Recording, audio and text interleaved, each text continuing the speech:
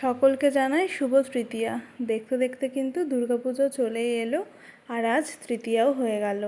আজ সন্ধেবেলা আমি আর মা দুজন একসাথে একটু রেডি হয়ে নিলাম, কারণ যাব একটু বাজারে। পুজোর আগে পুজোর বাজারে নয়, তবে কিসের বাজারে সেটা তোমাদের আমি একটু পরেই বলবো। দুজন একসাথে বেরিয়ে পড়লাম, আর বেরিয়ে রাস্তায় লাইটিংটা দেখাতে মনে হচ্ছে হ্যাঁ ফাইনালি আমাদের সবথেকে বড় উৎসব দুর্গাপুজো চলে এসেছে। তারপরে কিছু খাওয়া দাওয়া করে চলে যাই শপিং মলে। দুর্গাপুজোর কিছুদিন পরে আমার জন্মদিন, সেজন্য মা বলেছিল আজ তোকে আমি জন্মদিনের জন্য কিছু শপিং করিয়ে দেব। শপিং মলে গিয়ে কিছু পছন্দ হয়নি ঠিকই, তবে শপিং মলে যাওয়ার আগে কিন্তু চলে গিয়েছিলাম আমরা সোনার দোকানে। হ্যাঁ, তবে সোনার জিনিস নয়, নিয়েছি একটা রূপোর পায়ের তোড়া।